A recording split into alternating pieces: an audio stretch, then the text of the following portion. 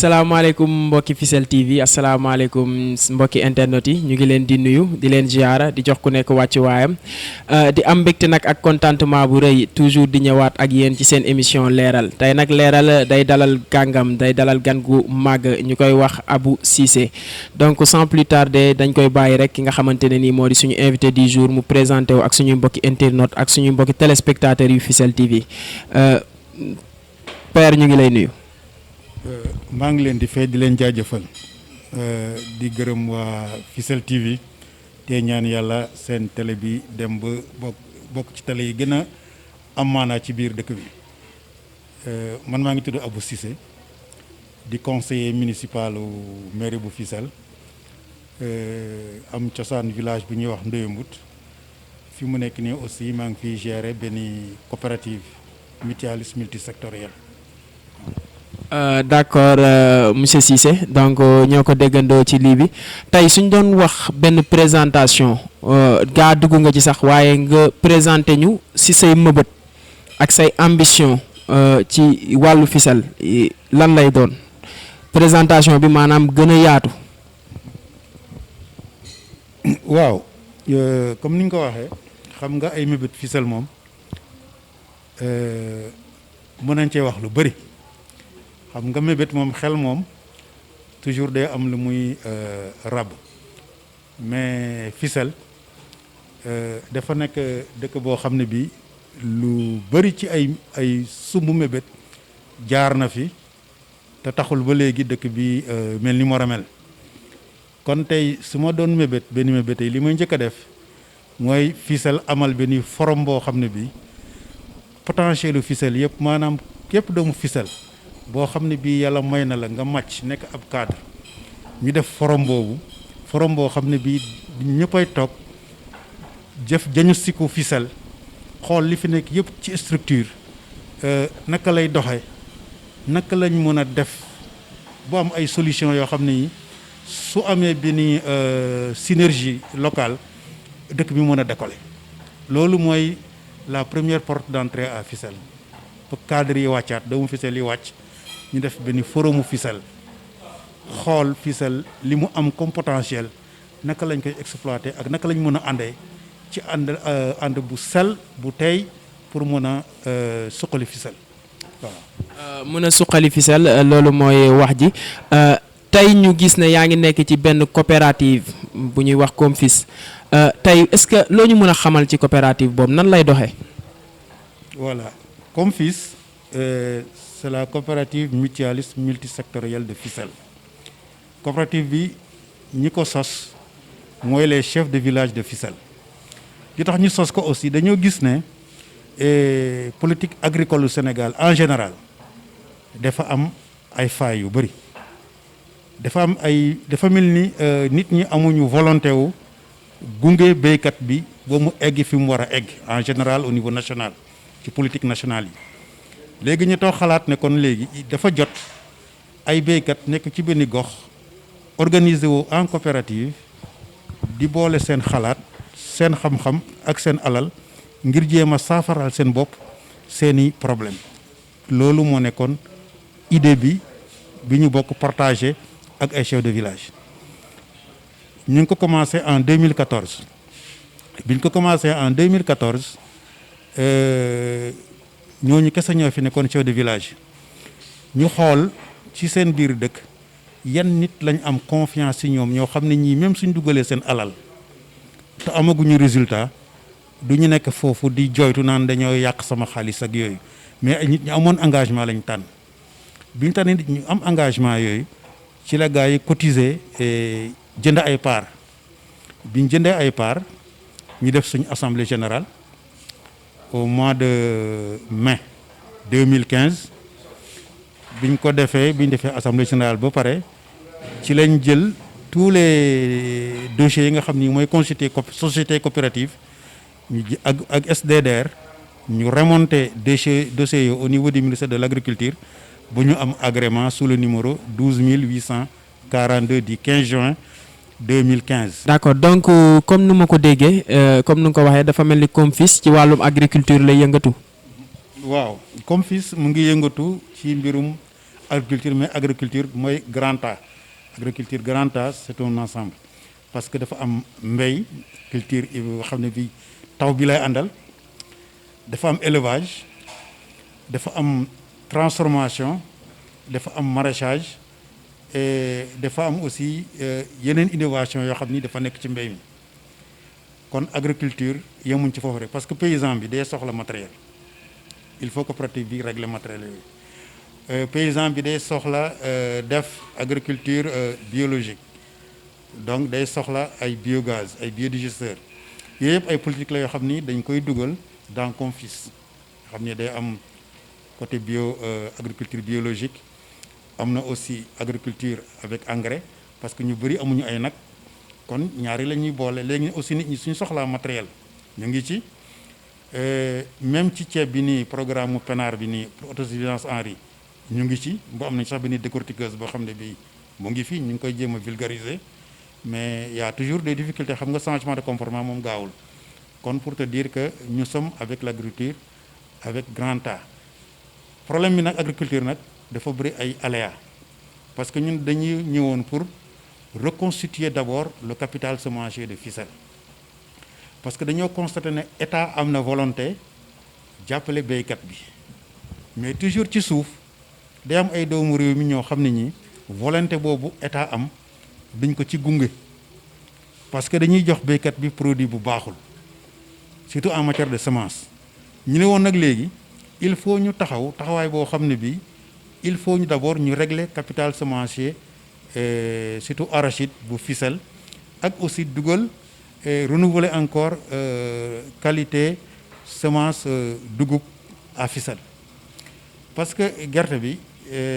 da ngay gis ne état bi ay milliards lay injecté chaque année, mais ay quelques opérateurs ñoo jël milliards yooyu naan état bi dañuy jaay état bi ay semences certifiées, te ay semences écrémées lay doon, ay tout venant yoo xam ne amuñ benn valeur, suñ ko joxee béykat bi doo am benn rendement. ñun nag ñu ne à la base fekk état bi am na conscience su ñëw jàppale béykat bi, ñu ne aussi à la base il faut ñu organiser wu ñun suñu wàllu bopp boo taxawaay boo xam ne bii dinañ jéem a reyante ba mën a régler suñu problème mu bopp, ba nga xam ne béykat bi dootul jëgaani semence. À partir des semences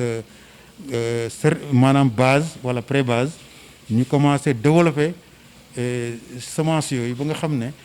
les paysans ku ci ne di nga mën a jaay semence coopérative bi, mais aussi nga def ses propres réserves semence ba nga xam ne yow soo soxlaatee semence yow sa néeg ngay dugg jaay, doo xaar état bi. soo amul nag ñu mën a fexe yow ba nga am engrais mën a augmenter production bi. soo amee ay nag si des agriculture biologique moo la gën a intéressé,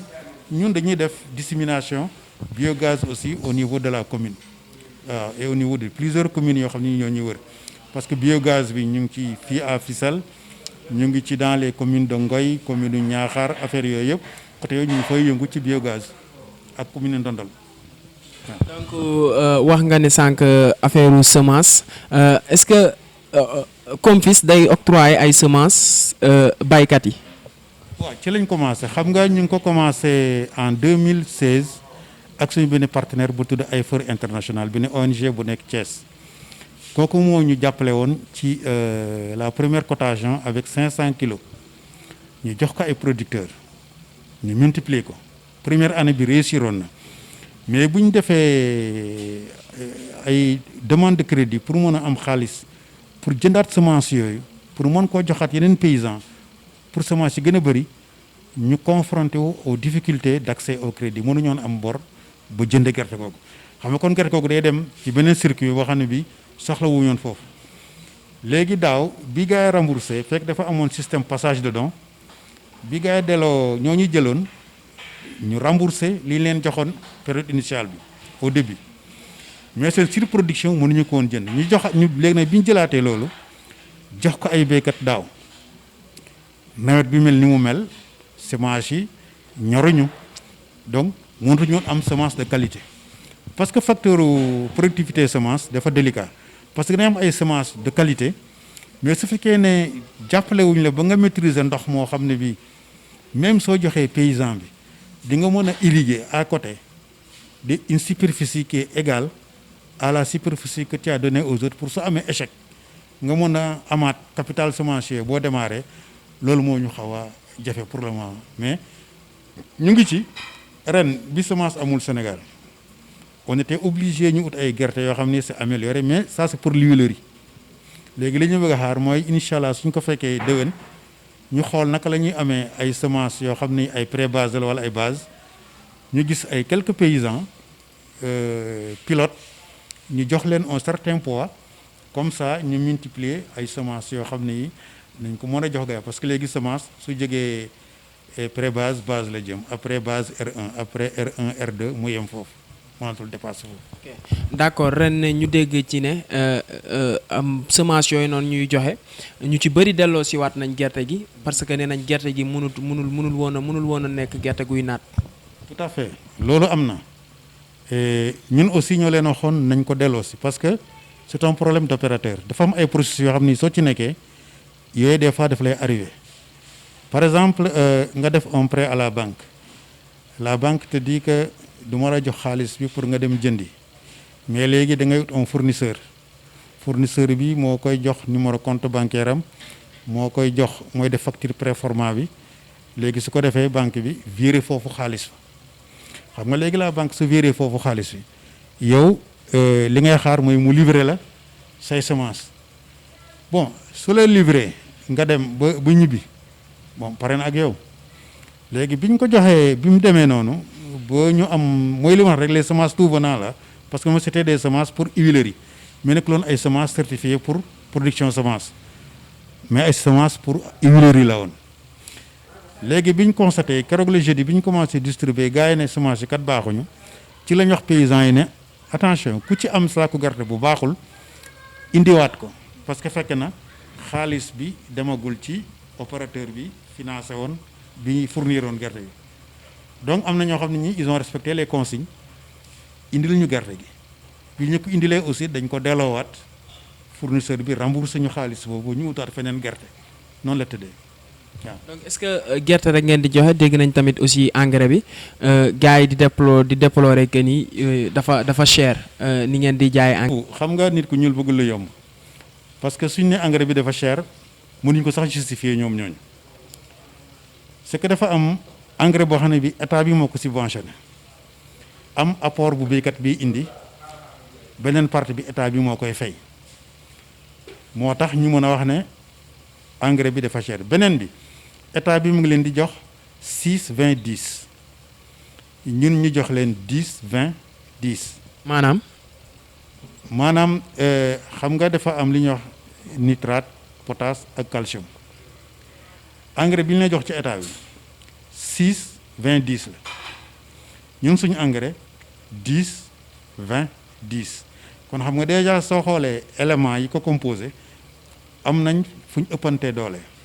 beneen bi c'est de l'engrais boo xam ne bi état bi subventionné wu ko dañ koo jënd à l'usine à un prix def ci transport mu ñëw fay ay manutention tegal leen ko fi di leen ko jaayee 11000 coopérative bi du baana coopérative bi xam nga lan la nu mu mën a yombalee béykat bi ay matières yi mu soxla ci agriculture bi noonu lay def bu indil ko béykat bi mais ñun nekkuñu ay baana nekkuñu ay commerçant on est là di liggéeyal coopérative pour que paysan bi mën a am li mu soxla ci anam bu yomb mais su koy jaay mu am valeur par exemple soo jëlee tey saako engrais nga jënde ko à l'usine 9750 nga fay transport tonne bi mu egsi fii 5000 nga fay manutention 2 fois 35000 muy 70000 soo ko tegee ci njëgu engrais boobu yaa ngi retrouvé presque ak 11000 francs presque te la sac bi dikkee donc ñun amuñ ci dara te ñoom au moment où ñoom ñu dem tool ñun ay béykat lañ comme ñoom dañuy toog di leen fa xaar pour njër seen engrais c'est-à-dire nag suñu waxee ne engrais bi dafa cher dañoo xamul parce que ñoom ñu ngi jënd engrais dans le marché ay 12000 ay 13000 te fii ñu ngi ko am 11000 francs te sax da ngay avance benn saaku ngay jënd 11000 ñu lebal la ñaari saaku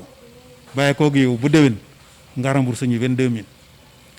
te am na ñoo xam ne ñii dañuy dem ca léegi ils vont au marché yóbbu 36000 francs soog a am engrais ca ñetti saaku ca marché ba yow ñu la wala benn saaku à 11000 francs nga épargner nga épargner juróomi junni ak ñaar téeméer yoo xam ne mën nga ciy jënd ab jur bu ndaw yaa xam bee la yaa xam xar la yar ko ba noor mu yokk ci say business ñu facilité loolu nga ne dafa cher te yow dañ lay jaay benn saaku 11000 lebal la ñaari saaku bu déwén. donc est-ce que mën nañoo xam tamit rapport bi nga xamante ne nii am ngeen ko ak yeneen agriculteurs yi nga xamante ni ñoo fi nekk ñi nga xam ne yënguwuñ ci mbayum nawet bi rek dañuy bay noor ak nawet. non xam nga dañ ne coopérative mutualiste multisectorielle fu ci waay nekk da yëngu ci mbéy soo sollicité suñ compétence dañ la koy jox dañuy ñëw ànd ak yow ci loolu. par exemple filière pomme de terre bi ñu développé à Fissel première année bi coopérative bi moo leen accompagner bu ñu am ay semences à partir de Mboro indi ko liggéey ko ca deuxième année bi ñu demal seen bopp déjà ça c'est des relations. am na ñoo xam ne ñii aussi dañuy weccante xalaat parce que ndimbal li du semence rek du xaalis rek mais aussi expérience dafa baax ci groupe yi donc amul benn groupe boo xam parce que benn groupe a fi nekk buy def maraîchage c'est le GIE des maraîchers les GIE des maraîchers mu ngi fi bon ñu ngi waxtaan à part ça kii laa gis mu fiy joxe ay problème mu semence su dugub Feliok PDF Fissel bi ñooñu aussi dañuy foofu même suñu réunion su bëree ay nit ñoom ñoo ñuy jox seen i salle ñoo ñuy abal seen i chaise seen président aussi suñu amee ay mébét on partage ça lu mu ci mën a jàpp mu jàpp ci si la à conseil aussi mu conseil su ma waree orienté mise en relation ak yeneen entité ils nous mettent en relation avec d'autres entités. D'accord donc est-ce que mën nañu xam ba xam ndax Comfis dafa am subvention bu nga xamante ne ni dafa jóge ci état ak ñaata dëkk lay couvrir ci biir Fissel. ba fi ñu toll nii Comfis amagul subvention état subvention li ñu doxalagum daal mooy li nga xam ne lii mooy cotisation membres yi apportu membres yi même gerte gi ñu jënd nii. membres yi ñoo indi ku nekk 10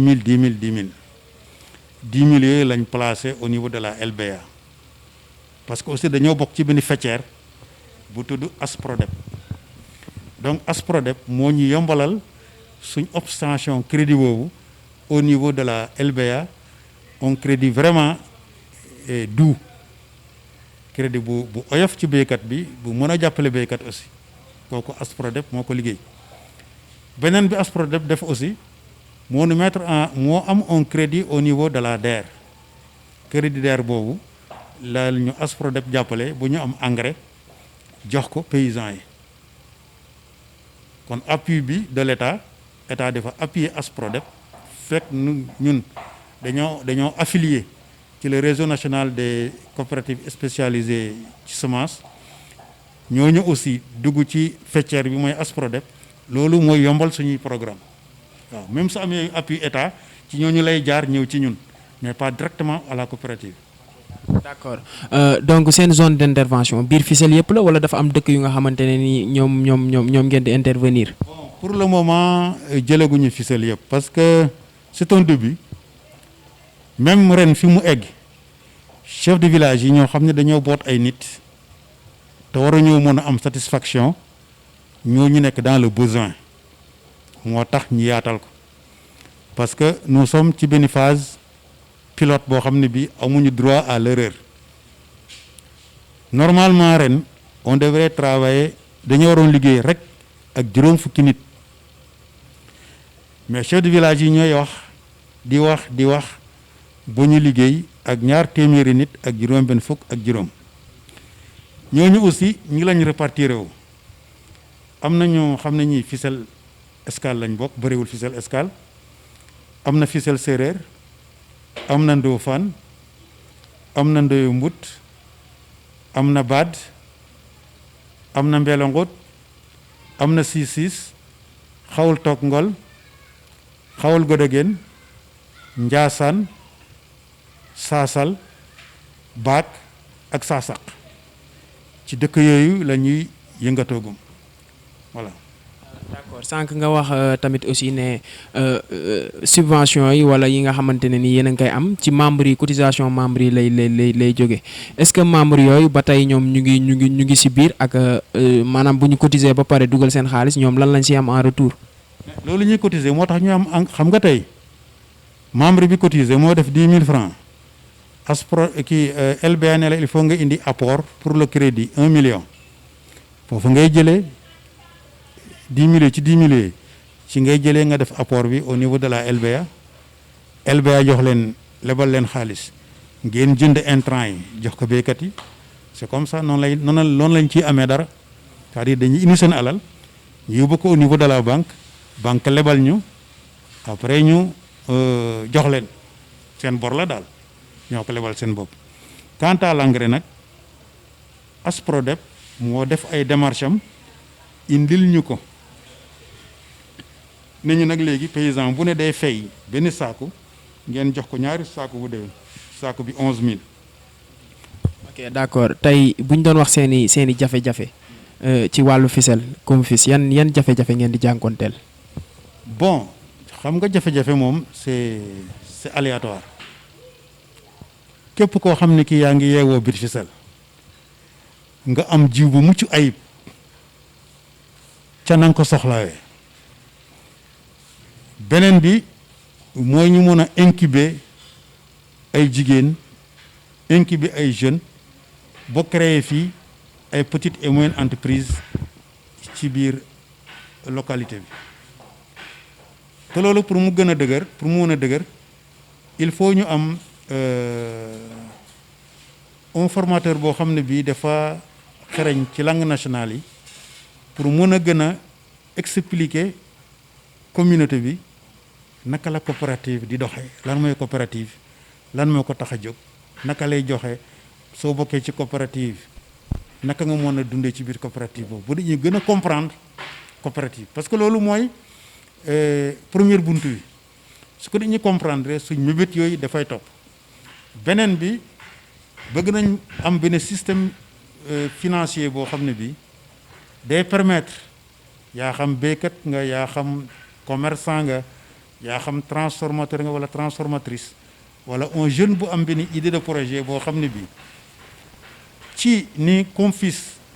di produire ay matières premières mu intéressé ay nit bu ñooñu ñu mun leen incuber bu ñu mun a investir ay petites et moyennes entreprises yoo xam ne yi alors dañu mun a transformer produits yooyu ba nga xam ne kii def élevage à ficelle su bëree mu am fu mu ko mën a jaay sur place à ficelle jot ci xaalisam d'abord mu am banque bu ko accompagner ñun ñu mën ko accompagner financièrement ak crédit bu oyof boo xam ne bii moom dina ci gis boppam bu baax su liggéeyee fexe ba mu jaay content au lieu parce que léeg-léeg gis koo xam ne ki day yafal ay nagam nit jóge fële Dakar wala Thiadiaye wala Mbour wala ailleurs wax bu mu neex mu jël nag yooyu jaay leen tabax ci kër wala mu jënd ci oto di ko dawloo yooyu day am il faut ñu régler ko problème mu sécurité alimentaire dafa laaj aussi ñu suñu objectif principal mooy loolu sécurité alimentaire ak autosuffisance alimentaire loolu moo njëkk a nekk suñu xeex yaa ngi gis parce que tant que loolu amul développement mënul am ci réew des fois nit ñi dañuy def erreur naan santé moo jiitu ci yëpp priorité ci dund mais man dama ne une alimentation bu doy te mu nekk alimentation bu wër moo war a jiitu parce que nit ñi plus que ñuy lekkee lu mën a xel lu baax moins ñuy feebar kon il fallait léegi nit ñi orienté waat politique agricole yi pour mën koo jubanti moo tax ñun suñ objectif foofu la gën a màcc jëm fexe bu am benn système boo xam ne bii maanaam dërëm bu ñu liggéey ficelle mu des biir ficelle maanaam ay chaîne de valeur ngay liggéey créer ay chaîne de valeur yooyu nag mooy bloqué xaalis bi Fissel te banque bi bu Fissel lay nekk waa Fissel moom. ok donc ngeen di yëngatu ci développement local est-ce que yéen a ngi am soutien wala benn apport bu nga xamante ne nii autorité étatique yi maanaam mairie ñu ngi leen koy taxawoo. bon en tout cas ñun ki ñuy gën a soutenir ci li ñuy def mooy sous-préfecture Fissel SDDR bu Mbour DRDR bu Thiès ak la direction de l'agriculture. kon mairie taxawaayam ci biir COMFIS amul wala dafa des. solo parce que même suma saak bale su soriwuloon l'article 35 des statuts des coopératives dafa ne coopérative yi dafa bénéficier appui wu état collectivité locale ONG yi ak yeneen kuréel yi ak banques yi pour ñu gunge ñu ndax suñu statut ak vocation bi ñu am ak mission bi ñu état bi jox pour ñu mën koo dox dañoo war a am appui wu ñooñu mos nañ cee discuter sax ci benn conseil yi am na ñoo xam ne ñii bi ñu xamee ne document boobu am na dañoo wax ne lu tax mënuñoo jàppale COMFIS te ñuy jàppale ñeneen ñoo xam ne sax amuñu ay kayit. ci mairie bi daal. parce que am na ñoo xam ne ñii ci mairie bi bon chaque année ñu subventionné leen 2 millions am na ñoo xam ne ñu am ay subventions 500 000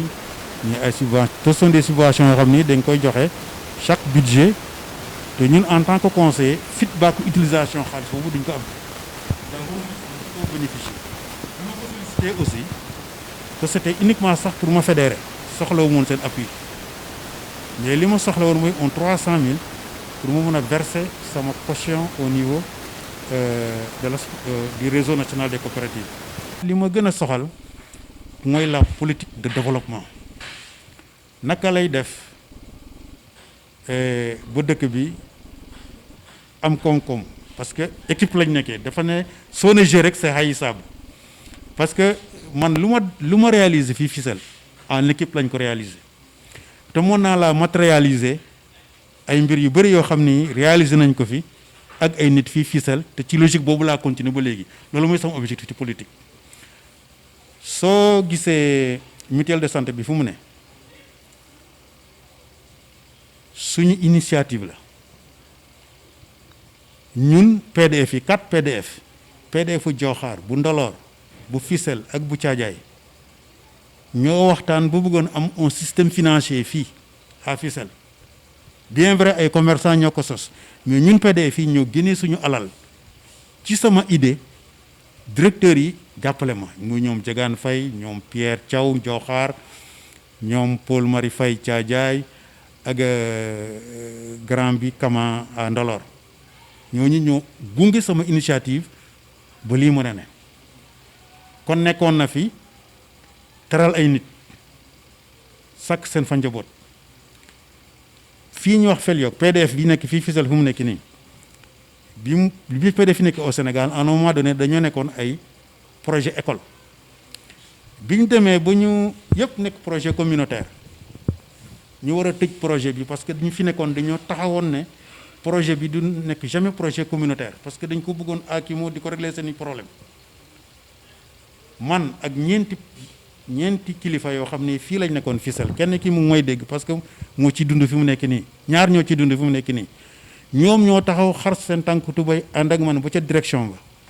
ñu defal leen un plan d'action boobu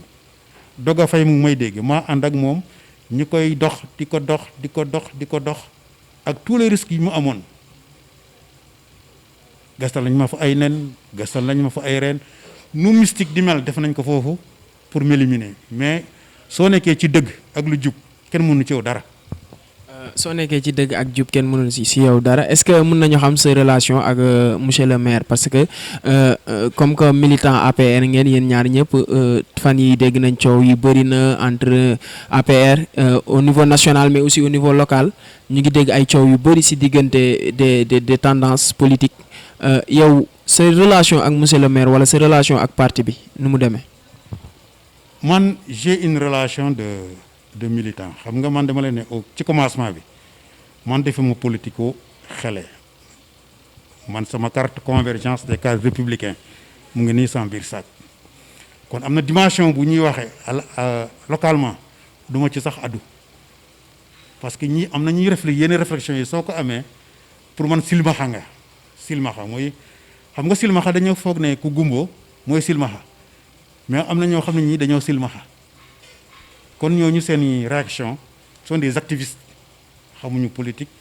du ma addu ci li ñuy wax du ma wax ci li ñuy wax mais li ma intéressé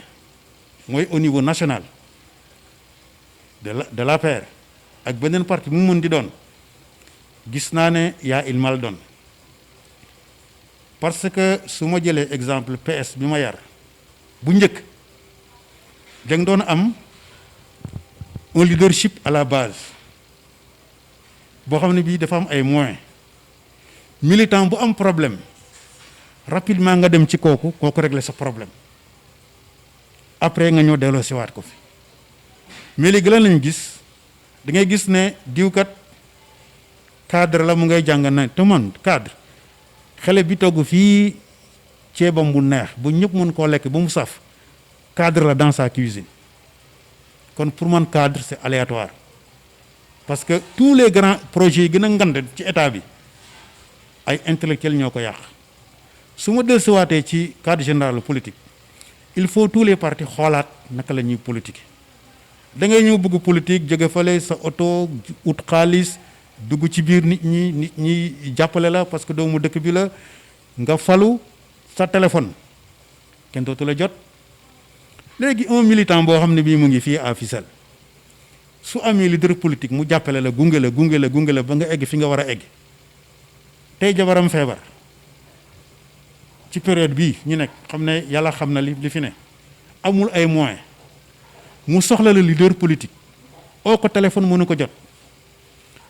ki sës ci moom sës ci leader bi su ko ooyee mënu ko jot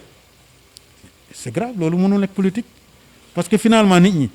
dootuñu gis intérêt jàppale nit ci politique parce que amatul njëriñ dafa mel ni nit ñi dañuy jóge fële fekk nit ñi ci suuf utiliser leen pour mën a am benn essor économique nit ñi nekkatuñu ay politiciens pour askan bi leen fal mais dañuy nekk ay politiciens pour am alal pour am ay prestige parce que après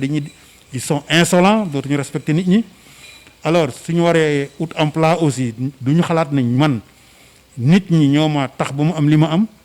ñu orienté li ñuy def ci ñi leen fal pour ñoo ñëw aussi am promotion duñ ko xalaat seen bopp rek la ñuy xalaat donc c'est à tous les niveaux li commencé local dem niveau département parce que tey le département de Mbour am nañ benn coordination su coordination bi motoon li mu doon su ay conflit amee dans Fissel wala mu am à Nguéniène wala mu am à Thiadiaye le bureau de la coordination war na mën a dépêcher ay nit ñi ñëw xool ban problème bi nekk foofu naka la juddoo naka la sosoo ñu jéem a arrondir angle yi xam génne dëgg bi fan la ne ñu régler loolu dafa mel ni ñoom politique léegi da ngay ñëw comme nagu yafal la rek da ngay ñëw parti bi commencé nga yor sa xaalis nga investir di investir bu gagné ab zone ñu récompenser la def la ministre wala directeur d'agence alors te yow xamoo sax li nga war a def ci askan bi su ma ñëwee foofu dama bëgg a wax ne léegi suñ bëggee gën a réussir politique bi au niveau national les ministres là nañ nekk ay technocrates nañ liggéey uniquement dans l'administration ba ñu nekk ay politiciens les directeurs d'agence bu ñu politique nañ toog liggéeyal askan bi parce que dañ li fay xaalis mënuñ lay fay ay 500 millions wala nga ñëw nekk ab ministre nekk ab maire nekk ab député ñi nga àndal lan la ñuy doon ça fait finalement lan lay nirool alors ñu jox la xaalis boobu yëpp te tu es nul partout defoo dara sa commune defoo dara au niveau du département defoo dara au niveau national te toujours tu as des avantages il faut partir xoolaat loolu corriger indi leaders yi ñu jegeñ les militants nañ fexe ba chaque commune chaque département au lieu ñuy jël ay nit ñuy dem ay aériens ñu ut ñoo xam ne ñii ñu ngi fii ci dëkk bi di dundoog nit ñi nga xam ne dëj su amee ñu dem ngénte su amee ñu dem ñu nekk fi aussi parce que la collectivité locale dafa am charge bu rëy su ne yow yaa yore en charge l'épanouissement de l'éducation ba benn niveau bi ñu ne la santé ñu ne la le développement économique comme nit ñi yaa ko yor kon foofu nit ñi waruñ di xaar ay fonds de dotation ay fonds de concours pour di réaliser ay activités dañoo war am ay xaalis baa ngi fii au niveau des ONG ku fi nekk ab leader war nga mën a dem ci war nga mën a taal sa oto di inviter les bailleurs ñi ñëw ci dëkk bi xool lan nga fi mën a def. Je te donne un exemple d'une personne très pertinente Sagar Diouf nekkoon na fi PCR pour te dire que njàng mi amul solo ñi ko fi wut yëpp ñoo ko ëpp njàng mais li mu fi def kenn ci ñoom deful un tiers de ce qu'il a fait. D'accord moom li mu fi def kenn deful un tiers sànq tamit aussi nga wax ci ne Confis ak mairie amu leen benn aide tey jii nii yàgg monsieur le maire actuel Cheikh Tidiane Ba ndax yéen a ngi am les mêmes ambitions politiques ba tey ndax yéen a ngi tirer vers le même sens idéologie politique yéen a ngi koy bokk ba tey. man APR kenn yóbbuwuma fa je fais partie des militants yi njëkk APR ñi njëkk APR fii à part ñoom Baye ñoom Dame Lo ñoom Emmanuel Mbaye ñi ñoom Cheikh Tidiane ñooñu ak sama tante Yacine Faye ñu jiitu ci APR fii en ce moment man j'étais responsable de zone à Nguéniène foofu laa commencé di politique APR kon kenn yóbbuwuma APR le maire on n'est pas obligé de prendre du thé ensemble mais ñëw bokk APR li ñu intéressé mooy que balaa nga naam xam nga tant que APR su existeetul ñu dootuñu exister kon on a obligation su fekkee ne APR mi ma ki sos jox leen ay teraanga ñoom moo leen ñor ils sont obligés de conjuguer avec tout militant de l'APR pour taxawal APR mu gën a dëgër même su nekkul un parti buy nekk président mais mu nekk boog une opposition très forte kooku la ñu war a liggéey ñun ñëpp ku ci amul ambition boobu nga xam ne sa bopp mais man j'ai pas d'état d'âme avec Massamba ak Mademba léegi nag ku ci am beneen xalaat bu ñaaw ci man wala nga am idée di mu wax lu ñaaw ci média yi yàlla dafa am lu mu wax dafa ne li ngay defal ci lu baax bu koy waxtaanee ku la wax loo xam ne lii aussi lu bon la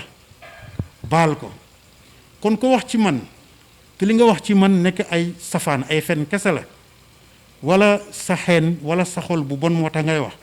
ak loo mun di wax ci man baal naa la parce que ñooñu dama leen ne on boxe pas dans le même ring li ñu gis ni ñuy doxalee déjà sama expérience yemuñu ay at maa ngi njëkk a jënd sama carte MJPS en 1970 teguñu fa seen tànk kon am na yoo xam ni su ma jéemee mel ni moom ñeneen ñi ma bokkal li may def dañ may yab beneen bi yàlla léegi mu may la loo xam ne lii soo defee safaan ba da nga koo weddi parce que yàlla su la mayee yow nga am ñaari gët am say yoxo wër soo sumbalee nit ñi loo sumb yàlla jàppale la ci te kenn mënul taxaw fii jam la baat mais ki nekk sa ginnaaw naan diw tànkam yi dañoo nos da nga ko jiitu xam nga ki ne sa ginnaaw mooy xam ne sa tànk yi dañoo jub wala jubuñu ki ne sa ginnaaw mooy wax loolu parce que tu la dépasses mais ki ne sa kanam di la wax loolu parce que kooku gisul sa tànk ni muy doxee kon ku gis yow sikk rek da nga ne ci kanamam moo tax mënu koo contenir muy wax li xolam di yëg. monsieur le maire. moo xam ku mu mën di doon muy maire muy un autre conseiller parce que c'est pas seulement le maire moom moo mën a xen wala moo mën a amel dent ci conseil bi man yëguma sax ku ma amel dent yaa xam ça ne me dérange pas yëguma la sax parce que ku ci ne ci ñoom li ñu seq mooy ay relation parti suñ tasee réunion ñu waxtaan ci APR dans la divergence nag ci ute idée yi ci la lumière di feeñ suñ nekkee conseil aussi lu ñu tegal luñ ci mën a lu ci digeste ñu jël lu ci xam ne lii aussi baaxul pour askan bi même su dee une minorité dinañ taxaw ne ah ñu ne d'accorduñu ci lii ngeen di voté ci budget bi mënul tere nag budget bi dox mais am na yoo xam ni day am ñu kii mais monsieur le maire moom ak son adjoint woo on conseiller woo keneen ku mun di doon man il me laisse indifférent ku ci ne sentiment boo am ci man su dee c'est un sentiment mauvais dafa am beneen bët mooy xool wala beneen parce que déjà soo waxee ci nit te nekkul sa kanam su dee jullit war ngaa xoolal sa bopp parce que jëw dafa mel ni koo xam ne kii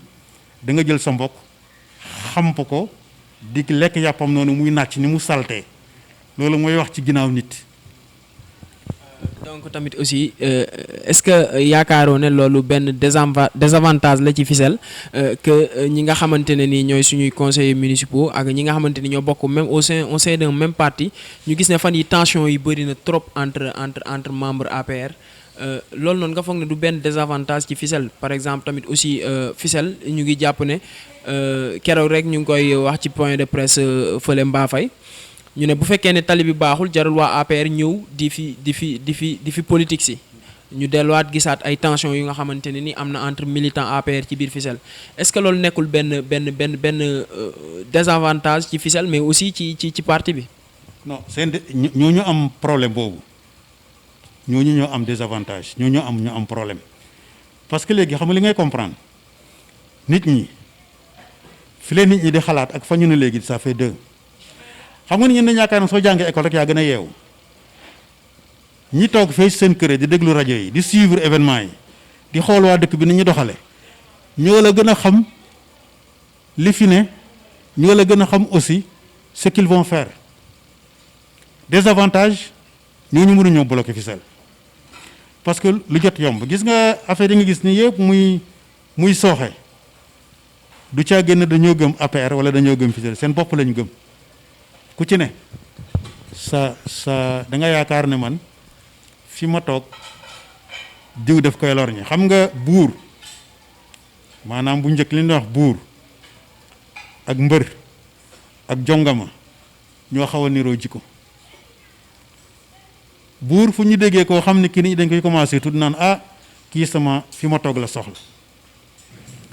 mbër aussi fu mu déggee mbër mu dam buy jóg danaan kii kat ci mën la jóg parce que daf may daan si jongama su sañoon aussi góor bu ñëw ca quartier ba mu dëkk même su la soxlawul nga wax ak moom kon ça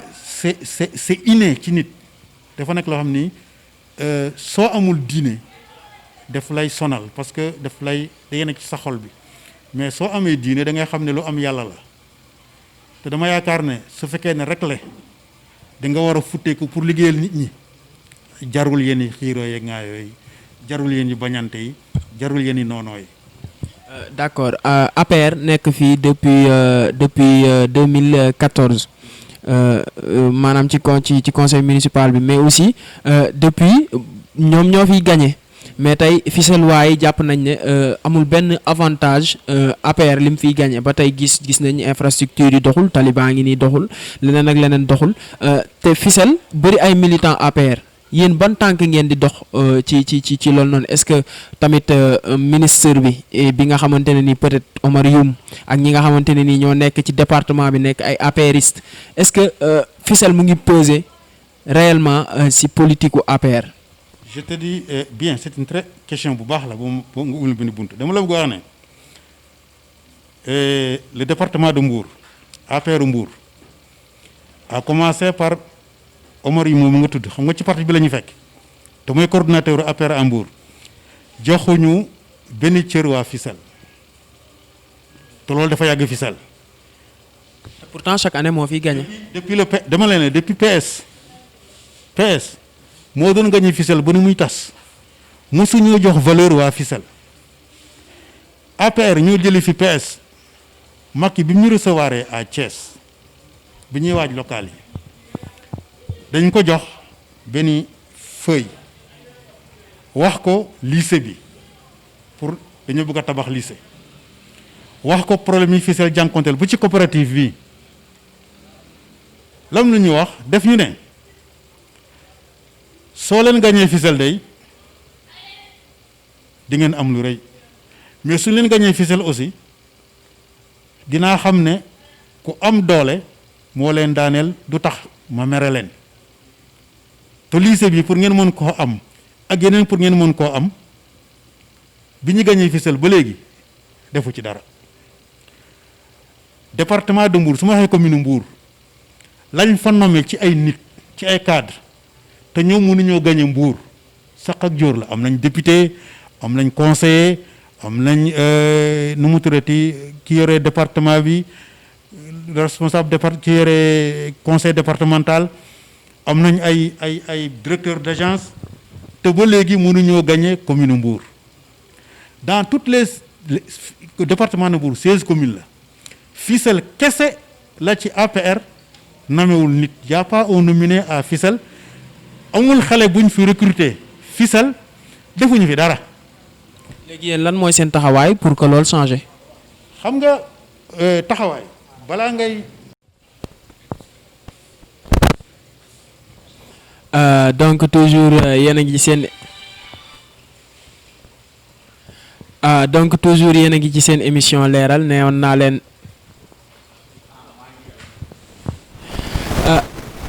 toujours yéen a ngi ci seen émission leeral ne woon nañ leen lépp dina leer li leen woon ci seen i bët yëpp dina leer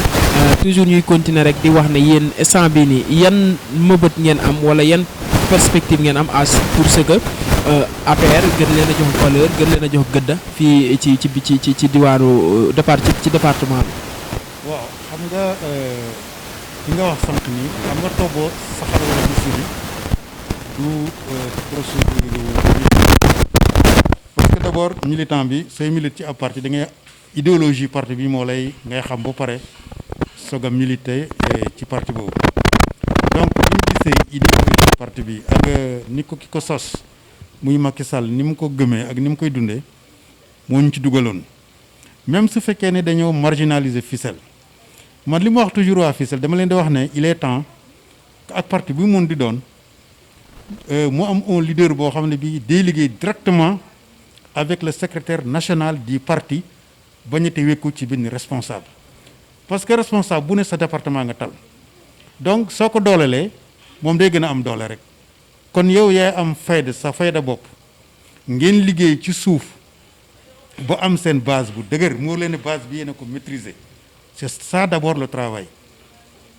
su la fii à Fissel tant que les militants de l'APR defuñu la même chose ba am muur leen ne ñoo maîtriser base bi